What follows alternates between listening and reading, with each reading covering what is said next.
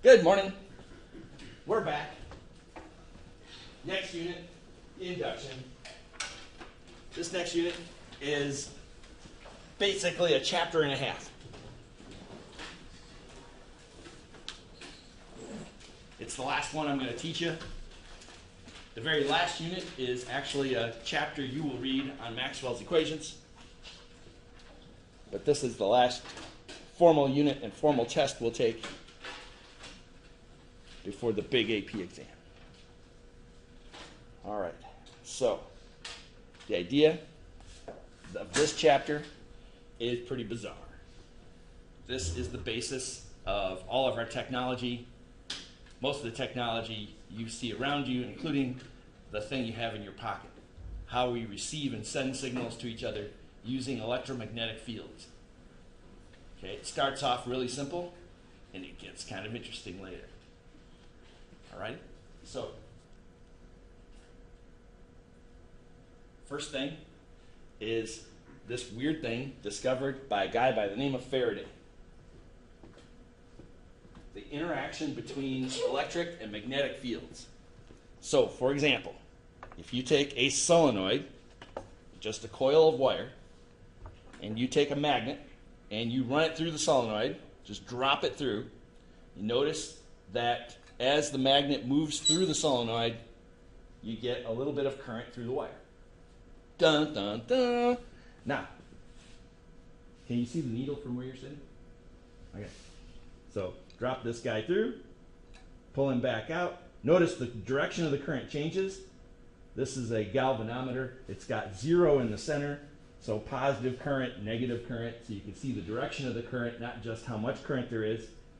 One of the nice things about analog versus digital, when you got a needle, you can really see what the heck is going on. So, any possible applications for this phenomenon? What can I do with this?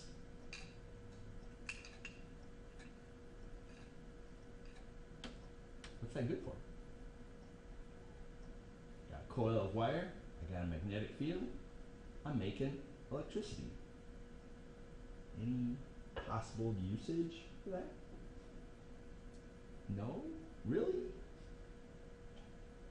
Did you plug in a hairdryer this morning? No? You don't use a hairdryer? Neither do I. What else do we plug in? Coffee pot? I plugged in a coffee pot. What went through those little wires? A current. And what kind of current is it, sir? AC or DC? He's almost awake. Drink some more coffee. It'll help. Huh? When you plug in, what do you get? AC or DC? AC. So AC means that the current is changing direction all the time, right? So if you have a coil and you either move the coil in the magnetic field or have a magnet as the magnetic field and move that through a coil, I can get current that oscillates back and forth. So this isn't, they don't stand here at Consumers Power and run a magnet back and forth, but they're taking a coil of wire and they're spinning it in a magnetic field. It's a generator. Okay, we can use this to generate an AC current very easily. Okay, Edison was convinced that we ought to have DC running through our houses. And Tesla said, no, we need AC for a couple of reasons. Number one, it's easier to produce. We naturally produce AC current when we create a generator. Just sending coils through a magnetic field or sending a magnetic field through coils. So Faraday's law is that as the magnetic flux through a coil changes, you get an EMF. You get a push, a oomph. It pushes the electrons through the wire. So here's the diagram up top here. Oh, we're going to lose Andrew in just a second. We've got this magnet, and you see the magnetic field lines. When I hold the magnet back here, just a few magnetic field lines go through the coil. As I bring it close, more and more magnetic field lines are passing through the coil. When the number of magnetic field lines passing the coil changes, an EMF is induced in the coil. In other words, an oomph. It starts pushing electrons through the coil, and you notice the change. Doctor, take care of yourself. Happy bubble. Poor guy. Here we go. Excuse this interruption. At this time, all juniors that are pre-IDing from 8 to 9:30 today, please report to your pre-ID site. The juniors that are in the gym for their pre-ID, please take the main hallway and make sure that you bring a pen. Again, this is the first session, 8 to 9:30 group. Please go to your pre-ID site. It's like A through L. Okay. So that's called Faraday's law.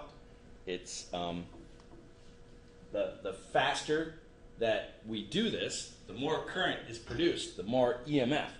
The slower we do it, the less. So imagine in your mind, you can think of the field lines running around here. And I showed them to you, well, I didn't show them to you, but I indicated them to you with the iron filings. So if that's really there, and I have the magnet back here, very few of those field lines are passing through the coil. But as I approach, and this thing, oh, it didn't, I thought it disconnected just now.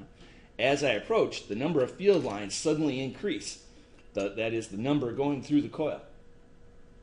The coil responds, the electrons in the coil respond by getting pushed through the coil. When I zip this guy out, suddenly the field lines decrease, and you get current in the opposite direction. Okay?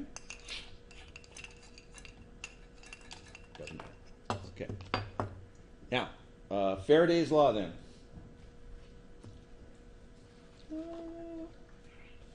First thing. Oh, I'm going to do it up on here. Shoot. See, he's gone. I have to do the silly board thing. Let me try this. All right. So first thing we have to define is magnetic flux. Now remember, electric flux was easy to define. It was just the integral of E dot dA. We said, okay, we've got electric field lines passing through a little chunk of area. And then we add up all those little areas, and we have the total flux. Quite often, E was constant. And if E is constant, then we were in duck soup, because when E is constant, we just have E dot A. Because if E is a constant, we can pull it out of the integral. The integral of dA is just the total area we're dealing with. So E times A was, well, times the cosine of theta was the answer. For magnetic flux,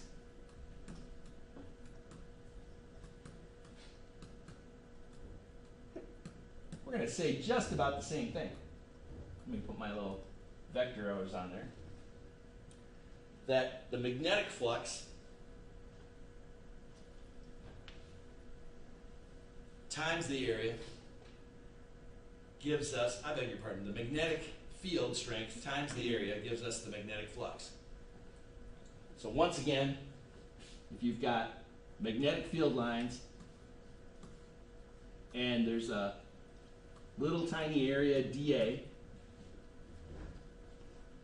the magnetic field strength times dotted with dA, and dot, remember, means we're taking the cosine of the angle between them. How can there possibly be an angle between the magnetic field lines and the area? Do you remember? What did we do? How did we turn area into a vector?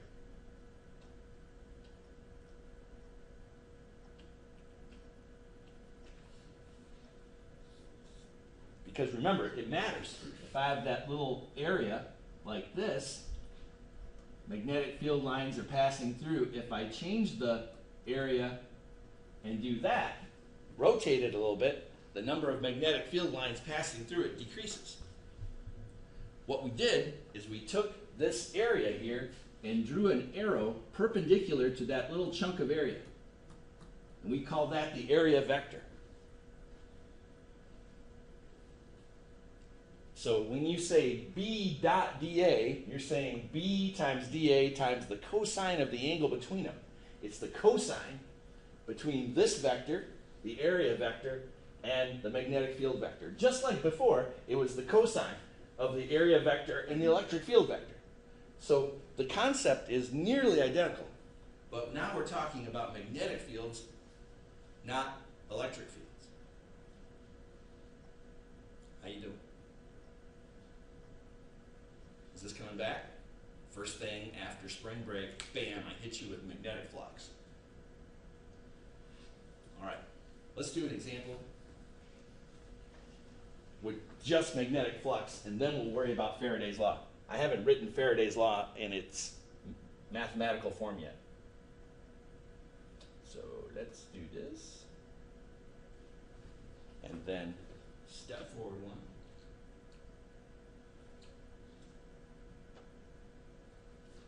Okay. A square coil, 20 centimeters on a side, pivoted about the y-axis. It's oriented as shown in the figure. The external field is 0.5 I hat Teslas. What is the change in flux if the angle changes from 37 degrees to 53 degrees? So I've got two pictures. One is kind of a perspective picture. Here's the z-axis, the x-axis, and the y-axis. This is actually a square, 20 centimeters on a side. So let me switch to draw mode again. Let's get rid of that. All right, so this is 0.20 meters on a side. That's how much area I've got. Looking at it from above, the magnetic field lines are going in the x direction, so they're going from left to right. The area vector is always perpendicular to the window we're looking at. And they're saying, okay, theta is changing from 37 degrees to 53 degrees. And the question is, what's going to happen to the flux? All right, so flux, by definition, is B dot dA. However, the magnetic field is constant throughout the entire area. They're just giving us a magnetic field of 0.5 Teslas. So let's pull it out. The integral of dA is just the entire area. So I've got that. But that, the magnitude of that is going to be B times A times the cosine of the angle between A and B. Now I got to be careful here because the angle between A and B is not theta. In this case, it's alpha. So let me quick do a slight erase here. Oh, stop it. There we go.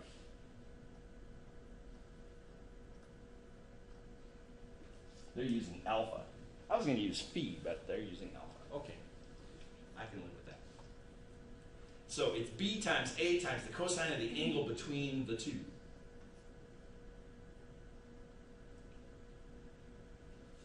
All right. So apparently,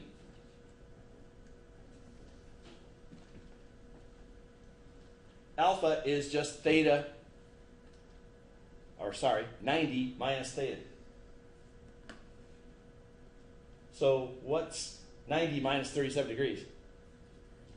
53. So we're saying, okay, alpha is changing, come on, baby, catch up with me, changes from 53 to 37 degrees.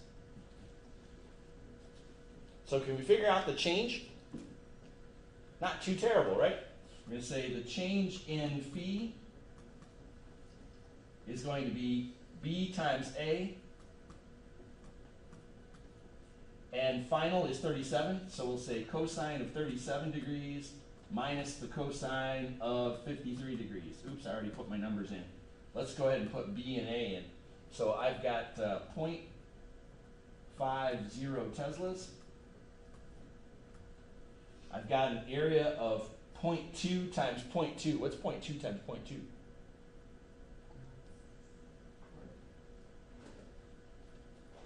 2 times 2 is 4.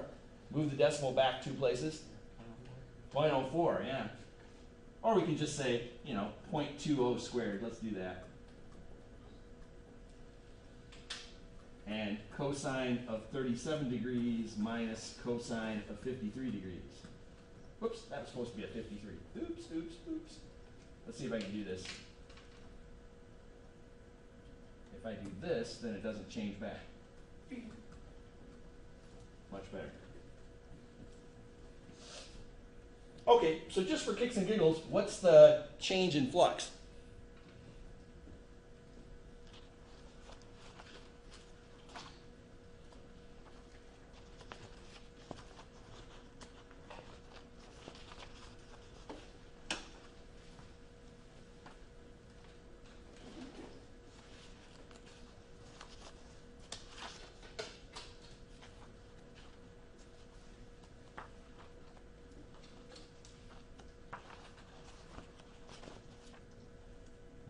Here.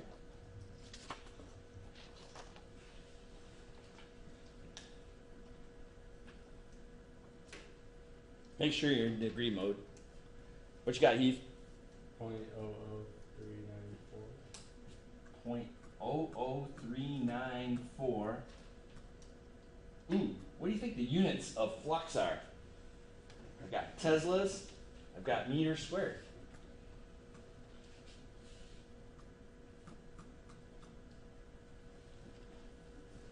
So it's a change of 0.00394 Tesla meters squared. You think we've got a dead white scientist for that one? Probably. Weber. So 0.00394 Webers. So magnetic flux units are Tesla meters squared or Webers. I think it's actually Weber, but I'm not one of those PhD physicists. I call them Webers.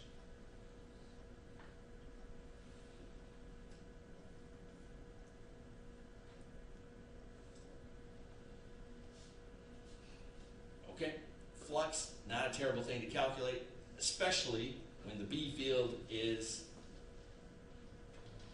constant. Yeah, uniform is the word I'm looking for, but constant works, absolutely. So B stays constant everywhere, really easy to calculate. Okay, it's always the dot product between the B field and the area vector. Is that area vector thing coming back to you now? Does that make sense from before? How you doing, Ethan? Huh? A little tired. A little tired, waking up? I know. It's kind of a rough way to start after break. I'm a little tired myself too. But I'll grab some coffee. I had to actually get some from Mr. Corfixon because I was out at just before break. On the cusp of break, I ran out of coffee. I had all break to shop too, and I didn't. Okay, so if I get this off of draw mode, let's work our way back a second to Faraday's law. By the way, I have a little slide tucked in there just to note that we can do this with a magnet. We can take a magnet and we can run it through the coil, and the changing flux, when the amount of flux in that coil changes, you get a current. An EMF is produced, which produces a current through the wire. But we can also get it by putting a secondary coil here. So in other words, this coil, once I turn it on, produces a magnetic field.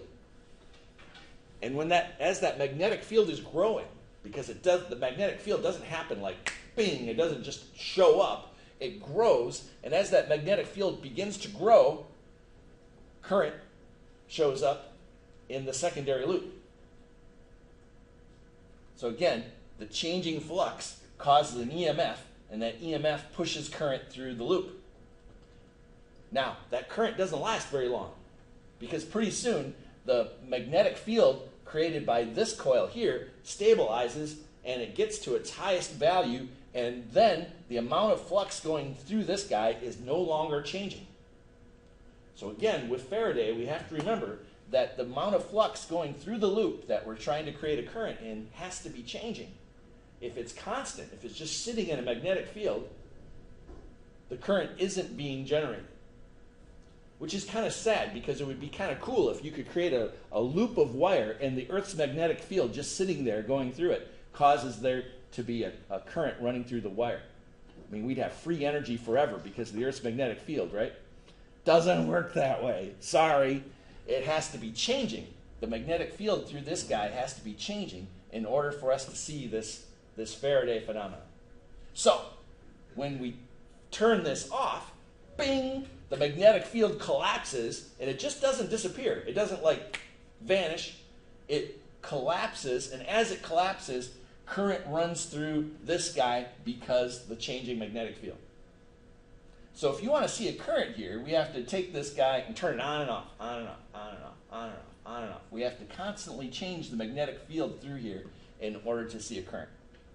Okay? And Faraday discovered the mathematical relationship between the current and the changing flux. And he said the magnitude of the EMF produced in a loop of wire is equal to the rate at which the magnetic flux through the loop changes with time.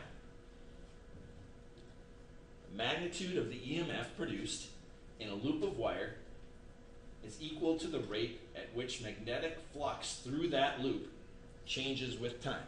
So, let me switch to draw mode here and then do a quick erase because all kinds of stuff's going to come up. No, I must have erased it before. Okay, so here we go. The EMF produced is equal to the rate of change of magnetic flux through the coil. That's Faraday's law. Almost.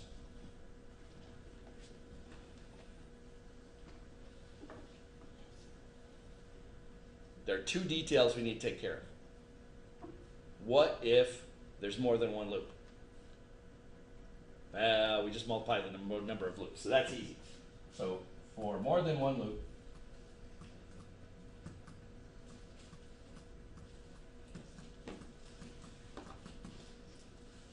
Faraday says, oh, what the heck, let's throw an N in here.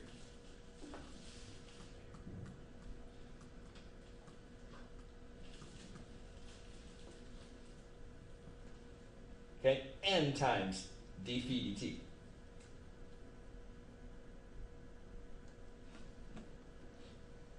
The other thing that we need to take care of is the negative sign. This is the part that Stephen McGraw is going to start flipping out on, because he always, whenever I drop a negative sign or add a negative sign, he starts to get a little nervous. The rest of you are kind of cool with it. You're kind of like, you know, I can see where it could be negative or not, but he's kind of uptight about negative signs. You got to watch it with him. So, the negative sign is a whole nother law, which is named after a guy by the name of Lenz. It's called Lenz's law. So, I mean, this is a pretty intense law, because there's two laws built in here. We've got Faraday and we've got Lenz. He's responsible for the negative sign, and it's really important. So it's funny, but it's also important. Okay, so I'm going to turn this off. We did this example. No. There we go. The current induced in a loop creates a magnetic field that always opposes the change in magnetic flux. That's the negative sign. The current induced in a loop creates a magnetic field that always opposes the change in magnetic flux. Okay?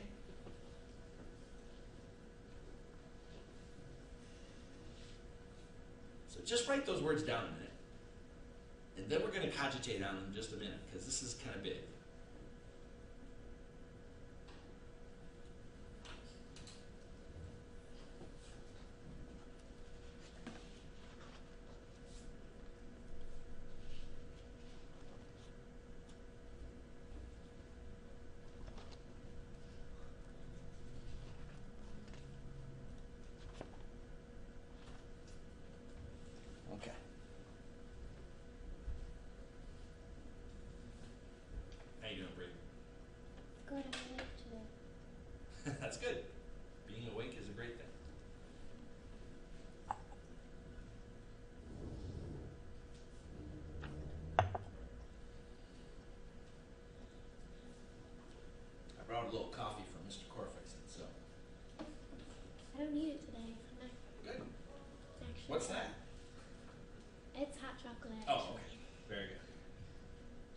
the chocolate have a little caffeine in it too?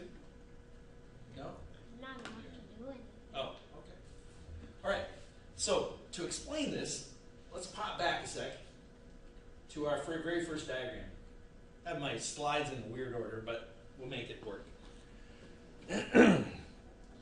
Now, as this magnet here approaches, the number of magnetic field lines going through this way begins to increase.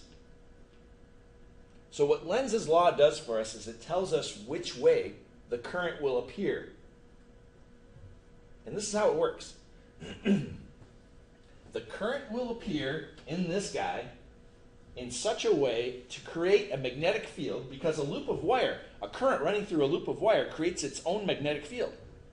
So I'm not talking about the magnetic field of the magnet. For a moment, let's talk about the magnetic field of the coil.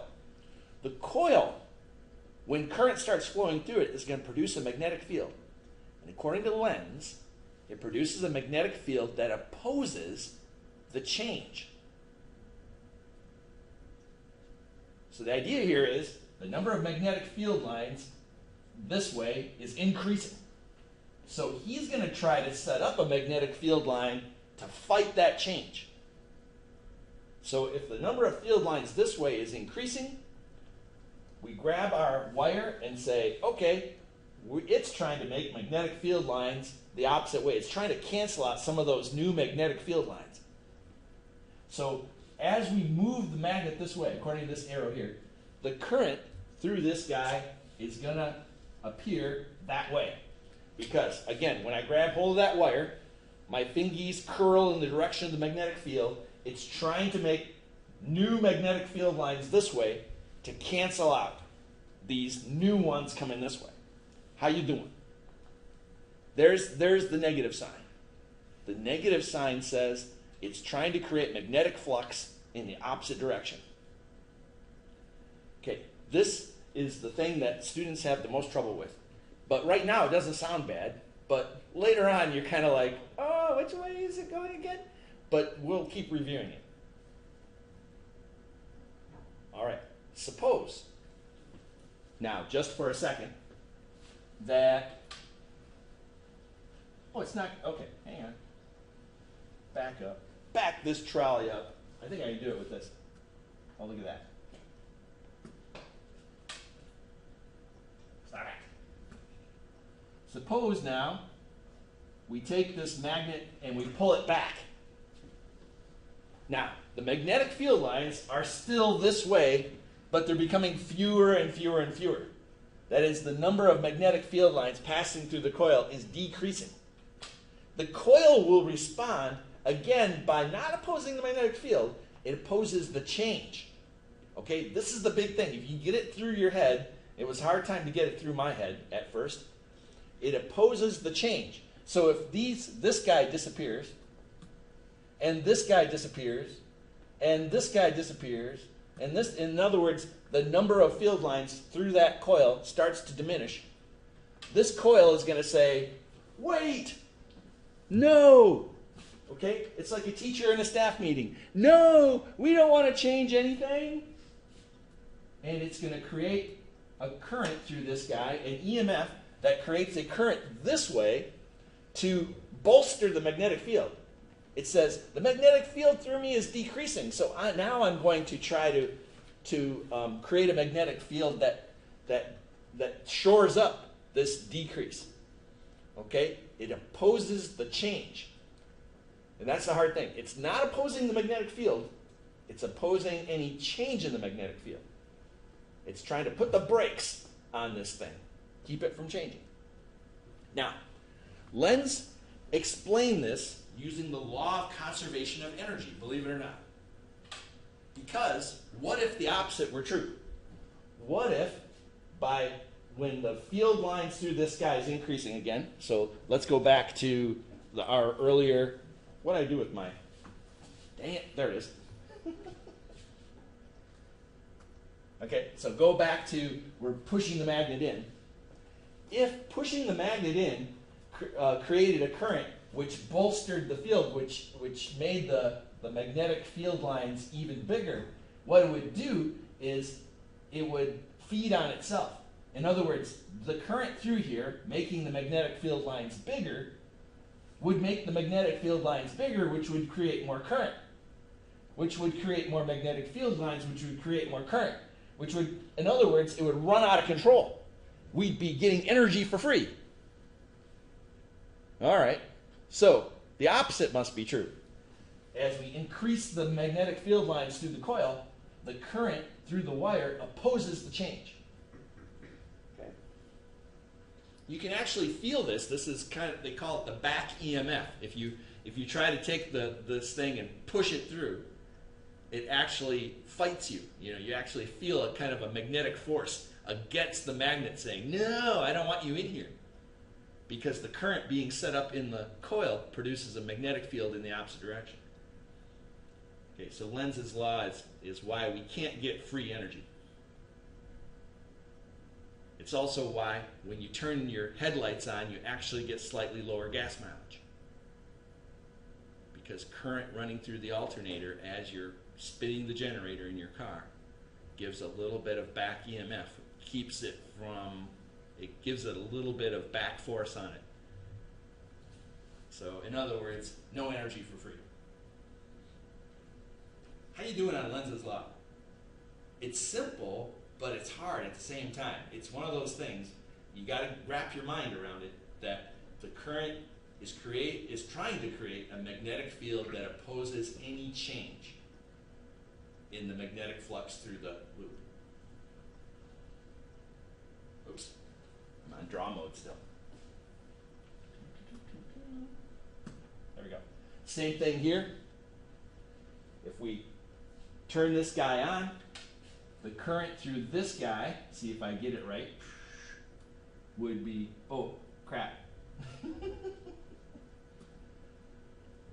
we go. The current through this guy is going to be this way as we turn it on. Okay, grab hold of it. That means the magnetic flux is going to be growing due to this guy. The magnetic flux is going to be this way. Okay, so as that magnetic field grows, this one is going to try to cancel it out. So let's use a different color, even though it's still magnetic field.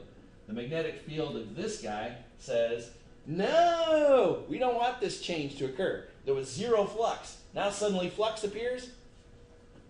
The current through this guy is going to oppose it. Okay? Then we flip the switch. In other words, we turn this off. This begins to decrease. The current in this guy will reverse suddenly, trying to bolster the magnetic field that was set up before. Okay? Again, it fights the change. It doesn't fight the field, it fights the change. All right. I spent too much time on that, but it's extremely important and kind of confusing at times. There we go. All right. It's going to give me back everything I had before. There we go. Okay, second example. A very long solenoid has 10 turns per centimeter and a radius of 2 centimeters. A flat circular coil of radius 4 centimeters and 15 turns is placed around the solenoid with its plane perpendicular to the axis of the solenoid. If the current in the solenoid drops steadily from 3 amps to 2 amps in 0.05 seconds, what's the EMF produced in the coil? All right, so the question is, we've got a solenoid here. It's creating this magnetic field. Let's see. See, I thought I didn't think I was in draw mode. I was. Okay, creates a magnetic field here, but that magnetic field is changing. It's starting to decline because the current through the solenoid is going from 3 amps to 2 amps. Question is, how much EMF is produced inside the outer coil? So we'd like to know, okay, what's the EMF in this guy? And let's try to figure out which way it's going to try to push the current through that coil.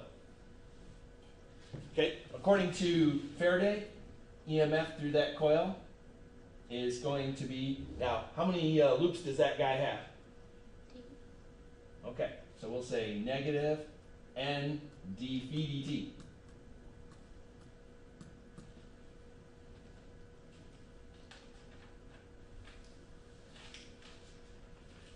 But now we've got to figure out the flux through the coil.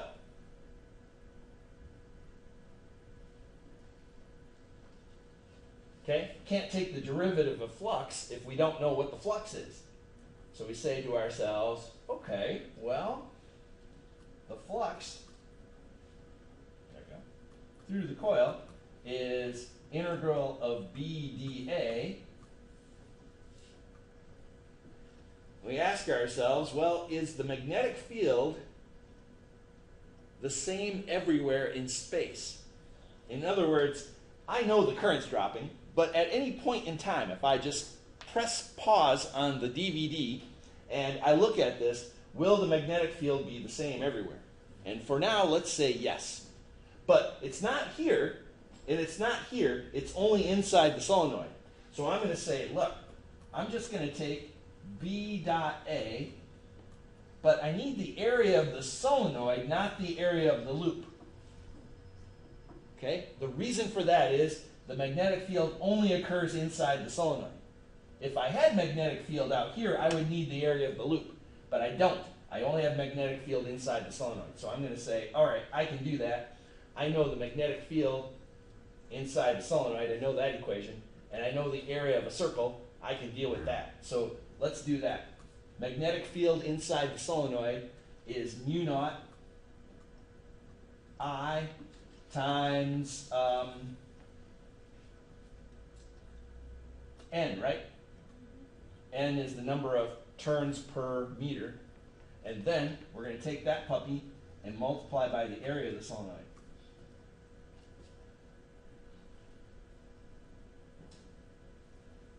Young Andrew's going to have to forgive me. I'm going to need more room in a second here.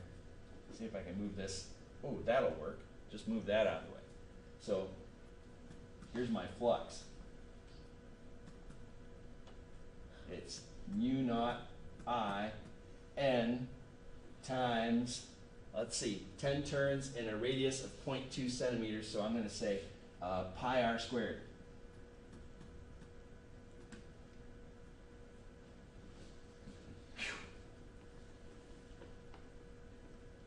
Okay, next,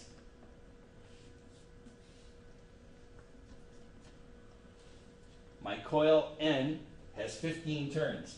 So N equals 15. Because the current is dropping steadily, I think we can get away with E equals negative N delta phi over delta T. Okay, we have a nice steady drop. Or negative N mu naught N pi r sub s squared, and we're going to say I final minus I initial. That's really the only thing changing here is the current. And on the bottom, we have our time of 0.050 seconds. All right. So let's see if we can put our numbers in and figure this puppy out. Okay, here's where Andrew's going to have to forgive me. I got to do the numbers off here on the board because we're running out of room. So I've got 15 turns in the outer coil. We've got mu, which is that 4 pi times 10 to the minus 7. We've got the number of turns per meter. Did they tell us here? They said 10 turns per centimeter. Dang it. So how many turns per meter? 1,000.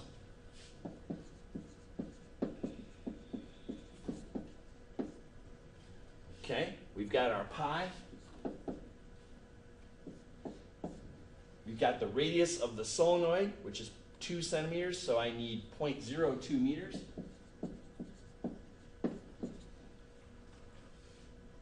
And then the difference in the current, because that's going to change the magnetic field. So I'm going to say 2 minus 3. Oh my gosh. All right. On the bottom, all this change is going to happen in 0.050 seconds.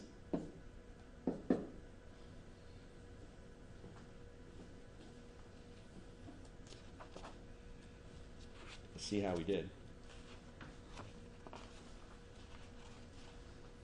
There it is.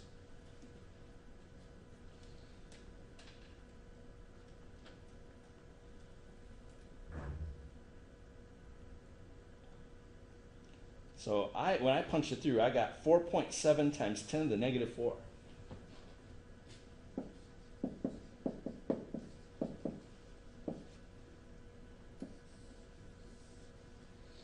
Okay. Remember, this puppy right here is just the area of the region of space where there's magnetic field lines passing through.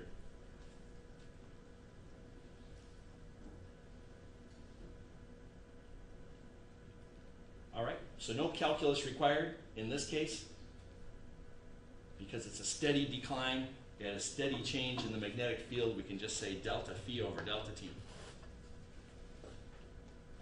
The average change is the change.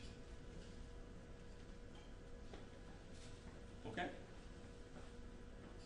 So, question. The current is dropping steadily from 3 to 2 amps. What's the direction of the current in that outer coil?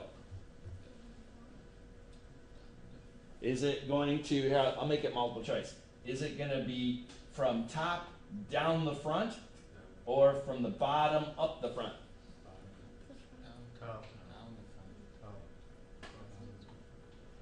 So in the front here is going to be up or down. That's easiest. So how many say it's going to be up?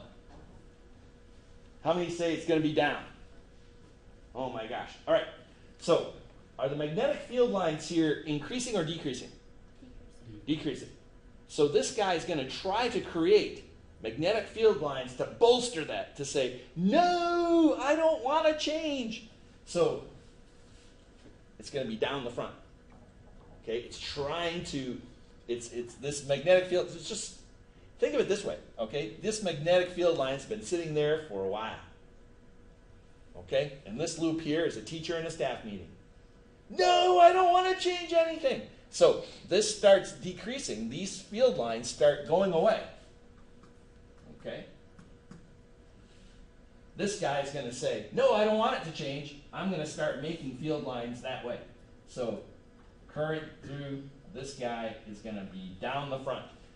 Because if I grab hold of this loop with my thumb in this direction, this coil here is going to be trying to make magnetic field lines this way. All right. So did you get it right, you think? Do you see why it's down the front? How you doing, Clara? You're just giving me one of those looks like I'm going to hurt Mr. Everly. Okay.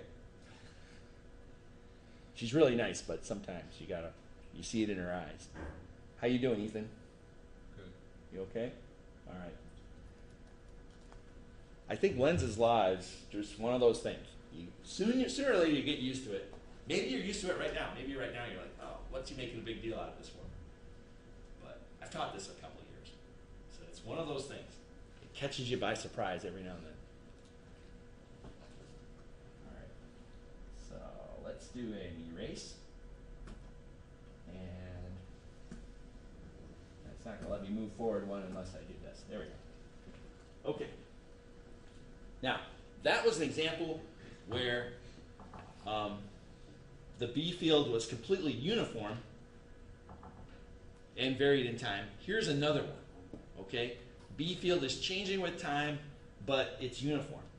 So a coil with a resistance of 3 ohms has 25 turns in an area of 8 centimeters squared. Its plane is perpendicular to the magnetic field that is uniform spatially, but whose variation in time is given by that thing. What is the flux as a function of time? And then what is the induced current at 1 second? All right, let's see if I can jam this in here.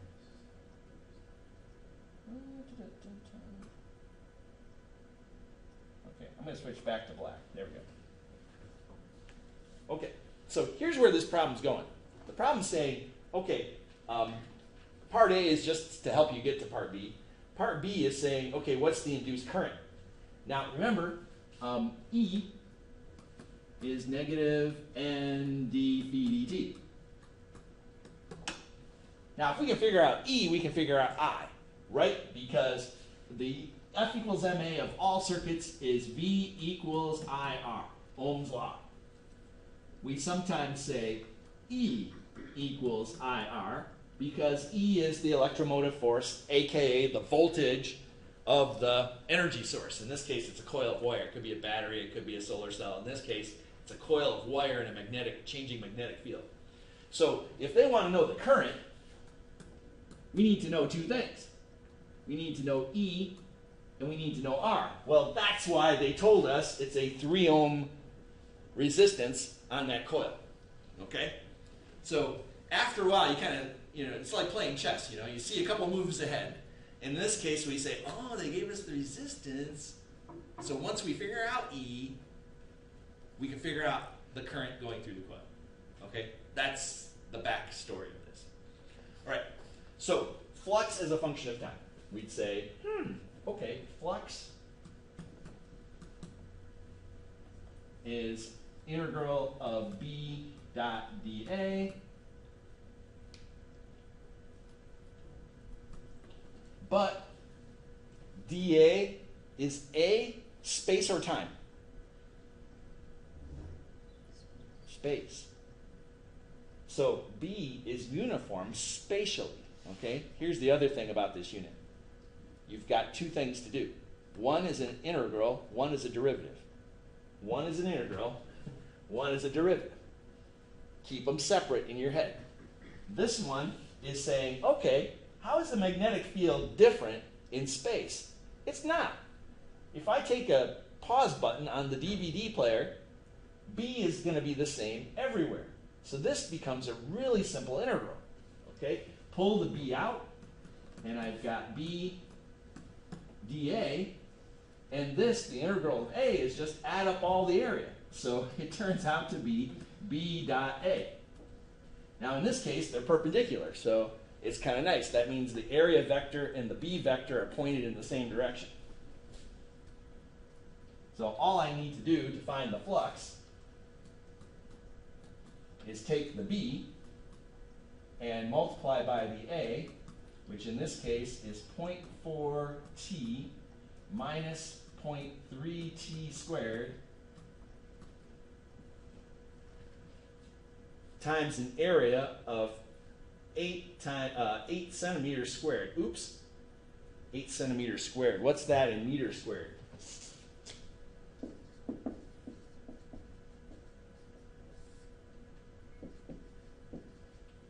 Okay, 1 meter is 100 centimeters, but we want to square. So it's like dividing by 100 squared. So in other words, my area is going to be 8 times 10 to the minus 4, right?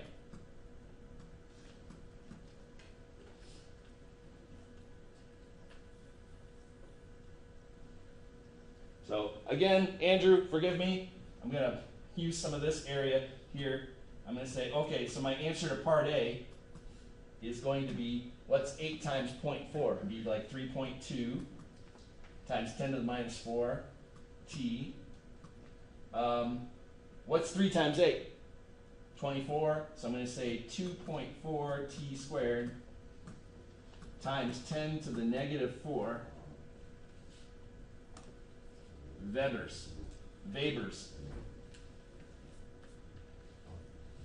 Okay, so that's the function of flux with respect to time. And this, again, is magnetic flux, not electric flux. So all I did was took my magnetic field and multiplied by the area. Not a big deal. So what's the induced current? Like I said before, the induced current is going to be the induced EMF divided by the resistance. What's the induced EMF?